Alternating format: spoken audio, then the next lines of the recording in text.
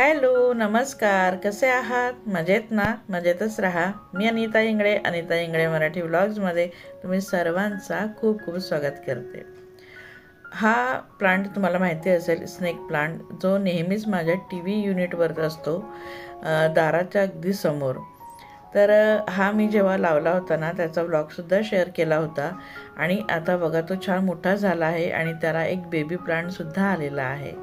तर छान असं कोवळं पान त्याला फुटलं आहे आणि अगदी एका बाजूला आहे. तर मी कधीपासून इंगळे साहेबांना म्हणत होते की वेगळ्या कुंडीमध्ये याला लावूया आणि घरात अजून एका कोपऱ्यामध्ये छान हे आपण स्नेक प्लांट लावूया म्हणून. तर खूप दिवस झाले मागे लागले होते. तर शेवटी जाऊन मी सेम कलरची कुंडी आणली. तर सेम कलर नाही मिळाला, थोडासा डार्क कलर मिळाला. तर हे प्लांट बघा किती सुंदर होत आहे. स्नेक प्लांट छान मोठं वाढत चाललं आहे आणि यामध्ये दोघी प्लांट ठेवणं म्हणजे अवघड आहे. ते खाली जास्त फुटत चालेल म्हणून ते बेबी प्लांट जे आलेलं आहे ते दुसऱ्या कुंडीमध्ये लावणं गरजेचं होतं. तर इंगळे साहेबांनी मग माती आणली आणि त्यामध्ये आता हे कोकोपीट वगैरे जे काही खत आहेत ना, जे एका ब्लॉगमध्ये शेअर केलं होतं आम्ही, ते सगळे खत वगैरे इथं मिक्स करत आहेत आणि नवीन मातीसुद्धा मिक्स करत आहेत. यामध्ये जुनी मातीसुद्धा टाकतील. आणि हे बघा, हे प्लांटर आणलेलं आहे. थोडासा अगदी कलरमध्ये थोडासा डिफरन्स वाटत आहे आणि इथं त्याला होल करत आहेत ते. आणि त्यामध्ये मग हे बेबी प्लांट आहे ते लावणार आहे. आज थोडंसं असं गार्डनिंगचं काम काढलं आहे. तर बघा, हे असं प्लांट काढलेलं आहे, स्नेक प्लांट. आणि याची जी जुनी माती आहेत ना, तीसुद्धा काढली आहेत. याची मुळं बघा किती छान वाढली आहेत. तर याची पूर्ण माती आपण झटकून घ्यायची, म्हणजे काढून घ्यायची. जेव्हा आपण दुसऱ्या प्लांटरमध्ये एक प्लांट लावतो किंवा मग बेबी प्लांट लावतो, तर अशा प्रकारे पूर्ण आधी माती काढून घ्यायची आणि मग नवीन माती, जुनी माती, खत वगैरे सगळं एकत्र करून लावायचं असतं. तर इथं जो बेबी प्लांट काढायचा होता, तर त्यांनी आधी एक्स्ट्रा मुळं त्याची कापून घेतली, थोडी थोडी माती पूर्ण काढून घेतली आणि मग हे बेबी प्लांट कट करणार आहेत. तर अशा पद्धतीने इंगळे साहेब गार्डनिंगचं थोडंसं काम करत आहेत. आणि एलोवेरा होता एका कुंडीमध्ये, तो त्यांनी काढला. आणि बघा, एलोवेराचा जो जेल आहे ना, तो त्यांनी आधी कात्रीला लावून घेतला आणि मग त्याच्याने हा बेबी प्लांट कापत आहेत.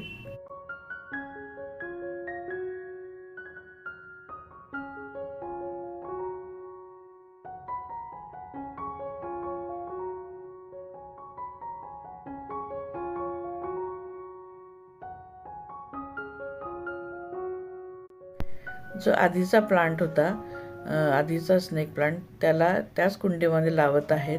तर खतं वगैरे, जुनी नवीन माती सगळं एकत्र करून त्याला आधीच्याच कुंडीमध्ये लावणार आहेत. आणि जी नवीन कुंडी आणली आहे, नवीन प्लांटर आणला आहे, त्यामध्ये नवीन बेबी प्लांट लावणार आहेत, स्नेक प्लांट.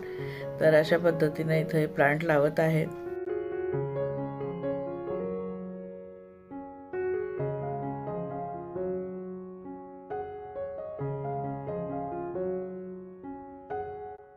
तर बघा, जुनं प्लांट त्याला लावून झालेलं आहेत आणि आता नवीन प्लांट लावत आहेत सेम प्रोसिजरने. तर याला आधी ते जे खडे वगैरे असतात, थोडे थोडे दगड असतात, विटांचे तुकडे असतात, ते आधी लावणार, जेणेकरून जी माती आहे ना, पाण्याने वाहून जाणार नाही. तर ते आधी लावून ते टाकून दिले आहेत कुंडीमध्ये. आणि त्यानंतर मग हे खत आणि सगळी माती जी मिक्स करून ठेवली होती ती घालत आहेत आणि नवीन बेबी प्लांट, स्नेक प्लांट लावत आहेत. एलोवेरा जेल परत एकदा ते मुळाशी लावत आहेत प्लांटच्या, जेणेकरून हा प्लांट आता त्याच्या मूळ प्लांटरमधून आपण काढला आहे, दुसऱ्या ठिकाणी लावतो आहे. तर मग तिथं एलोवेराला जो जेल आहे ना, तो लावणं गरजेचं आहे. मुळं त्याची सडायला नको, खराब व्हायला नको म्हणून. आणि त्यांनी बाकीचा जो एलोवेरा होता ना, त्याचं जे पान होतं त्याची बारीक तुकडे करून असे टाकून दिले आहेत. आणि इथं आता हा स्नेक प्लांट लावत आहेत आणि परत एकदा माती, खत मिक्स केलेली माती ते टाकून देत आहेत. अशा प्रकारे हा नवीन प्लांटसुद्धा लावून झालेला आहे.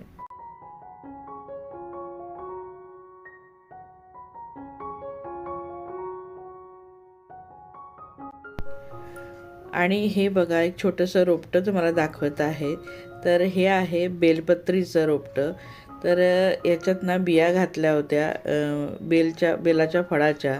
ज्योतीच्या आईने बेलफळ आणलेलं होतं. इंगळे साहेबांनी त्याचा ज्यूस देखील केला होता आणि त्याच्या ज्या बिया होत्या स्वच्छ धुवून आणि ह्या कुंडीमध्ये टाकून दिल्या होत्या. थोडीफार माती आधीच होती, जुनीच कुंडी आहे आणि त्यामध्ये छान ह्या बिया रुजल्या आहेत. त्याचे रोपटं तयार झालं आहेत आणि अजून एक बी बघा तिथं अंकुर फुटलेला आहेत. तर मी इंगळे साहेबांना आधी बोलले की माती बदलून घ्या, टाकून घ्या. तर बोलले नको आणि त्यांनीच मला हे दाखवलं की बघ इथं अजून एक अंकुर फुटलेला आहे. तर नंतर मग दुसऱ्या कुंडीमध्ये यांना आपण ट्रान्सफर करूया.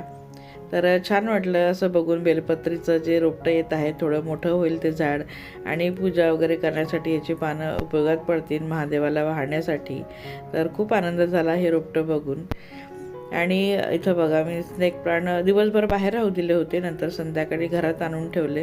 तर नेहमीच्या जागेवर ते जुना प्लांट ठेवला आणि नवीन जो प्लांट आहे तो मी जे माझा कॉर्नर करते मी नेहमी डेकोरेटिव्ह करून ठेवलेलं असते त्याच्या बाजूलाच त्याला मी ठेवलेलं आहे. किती सुंदर दिसत आहे कोवळं ते पान, अगदी छान त्याचं कलर दिसत आहे. आणि हे बघा माझं मनी प्लांट इथं ठेवलेलं आहे. तर हे देखील छान ग्रो करत आहेत. याचं मी आठवड्यातून 2दा पाणी चेंज करते. बाकी याला काहीच टाकण्याची गरज वाटत नाही. आणि इथं गाय, वासरू आणि एक आर्टिफिशियल प्लांट देखील आहे. तर हा एक माझा नेहमीचा कॉर्नर असा सजलेला असतो. तर मला छान वाटतं याला बघून आणि येणाऱ्या जाणाऱ्यांना देखील खूप छान वाटतं असं थोडक्यात असं डेकोरेशन. आणि इथं बघू शकतात इंगळे साहेब ना ड्रिल मशीन काढून काहीतरी काम करत आहेत. तर काय काम करत आहेत ते तुम्हाला दाखवते. तर तुम्ही थंबनेलमध्ये बघितलंच असेल की अगदी 0 कॉस्टने मी माझ्या किचनचा एक कॉर्नर छान सजवला, खूप छान त्याला ऑर्गनाईज केला आहे. तर त्याच्यासाठी इथं इंगळे साहेब मला हेल्प करत आहेत. ह्या कॉर्नरला, ह्या भिंतीला एक छोटंसं रॅक होतं. तर ते रॅक मी आता काढून टाकलं आहे, कारण ते एकाच रॅकमुळे जागाही अडत होती आणि फारशा वस्तू त्यामध्ये ठेवण्यात येत नव्हत्या, कारण खूप छोटं होतं. तर बघा मी ते काढून ठेवलं आहे. माझ्या बऱ्याचशा ब्लॉगमध्ये तुम्ही पाहिलं असेल. आणि आता इथं ते ड्रिल मशीनने होल करत आहेत. तर ह्या भिंतीला मी जे काही ऑर्गनायझेशन करणार आहेत ते अगदीच घरातल्या वस्तूने करणार आहेत. आणि कुठलीही गोष्ट मी इथं विकत आणलेली नाही आहे, सगळ्याच माझ्या घरामध्ये अवेलेबल होत्या. तर आपण ना कधी कधी आपल्या घरामध्ये थोडं इकडे तिकडे बघणार ना, तर आपल्याला अशा काही गोष्टी सापडून जातात किंवा असतात ज्या आपण विसरून जातो. तर थोडंसं चेंज करण्यासाठी किचनमध्ये थोडंसं चेंजेस करण्यासाठी त्या गोष्टीचा आपल्याला उपयोग पडू शकतो. आणि थोडंसं डेकोरेटिव्ह वाटतं, खूप छानही वाटतं आणि थोडंसं चेंज केल्याने आपल्याला किचनमध्ये काम करण्याची एक नवीन उभारी देखील येते आणि थोडंसं पॉझिटिव्ह पण वाटतं आपल्याला. तर हे बघू शकतात इथं त्यांनी अँगल लावलेले आहेत आणि हे ग्लास तिथं सेट केले आहेत. तर हे जे ग्लास आहेत ना, हे सुद्धा घरामध्ये होते.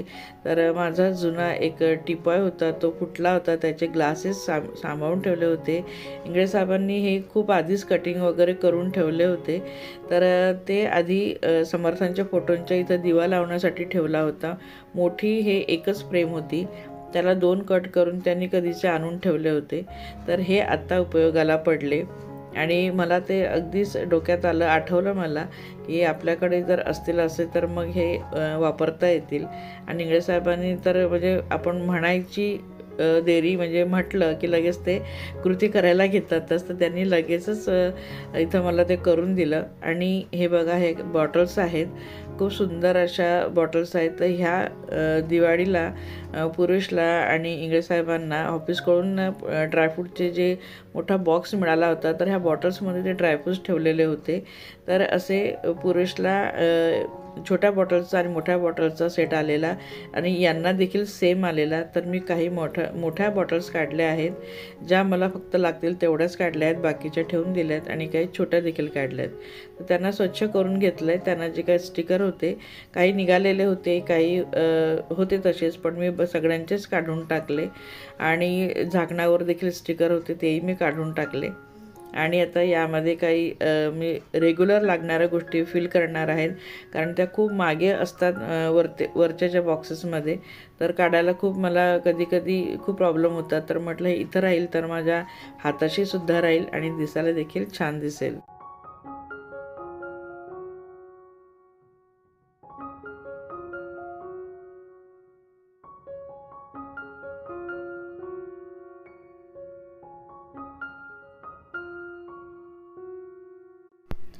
तर मी अशा प्रकारे हे अरेंज केलं आहे की जसं मिठाची बरणी मी पहिले ठेवली आहेत, कारण मीठ आपल्याला लागतच असतं आणि जिरं, मोहरी, मिरची पावडर, धणे पावडर हे सगळ्या गोष्टी आपल्याला सुकी भाजी असेल, पातळ भाजी असेल, सगळ्यांनाच लागतात. तर हे हाताशी असायला हवं म्हणून मी अशा प्रकारे त्याला अरेंज केलं आहेत. अगदी एका ओळीने ठेवलं आहेत की ज्या ज्या गोष्टी आधी लागतील तशा ठेवल्या आहेत. मिठाची बरणी ॲक्च्युली एंडला ठेवायला पाहिजे होती, पण स्टार्टिंगला ठेवली आहेत कारण ती पटकन काढता येईल म्हणून. अशा प्रकारे मी हे अरेंज केलं आहे.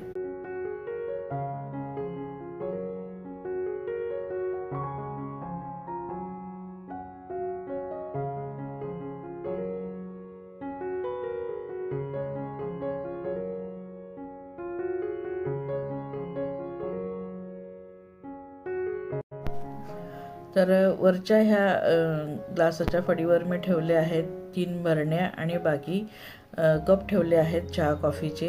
तर 3 बरण्या ह्या त्याच सेटमधून मी काढल्या आहेत. तर ह्या छोट्या साईजच्या आहेत. तर 2मध्ये ड्रायफ्रूट्स ठेवले आहेत, काजू आणि बदाम, आणि एकामध्ये कॉफी ठेवली आहेत. आणि याचे जे स्टिकर्स आहेत ना ते खूप सुंदर वाटले आणि व्यवस्थित ते चिकटलेले होते, म्हणून मग मी ते काढण्याच्या भानगडीत पडले नाही आणि तसेच राहू दिले, कारण ते असेच खूप सुंदर वाटत होते. आणि हे बघा, तिघांचे आमचे कप आहेत, पूर्वेशचा आणि अंकितचा आणि माझा. आणि इंगळे साहेबांचा कप फुटून गेला आहे, सेम होता, तर त्यांना नंतर घेऊन येणार तेव्हा त्याला इथं मी अरेंज करणार. तर अशा प्रकारे हे वरच्या ज्या गोष्टी ते अरेंज केल्या आहेत. तर बघा, वरचे जे स्टिकर आहेत ना झाकणाला लावलेले, ते देखील खूप सुंदर वाटत होते, म्हणून मी ते तसेच अरेंज केले आहेत. तर ह्यांना देखील जे स्टिकर आले होते ना ते काढण्याचं हेच कारण की ह्या ज्या गोष्टी मग मला दिसल्या नसत्या, तर मी असं क्लिअर ठेवण्यासाठी त्यांना ते काढून टाकले. त्यालाही खूप सुंदर स्टिकर्स होते, पण ते मी काढून टाकले.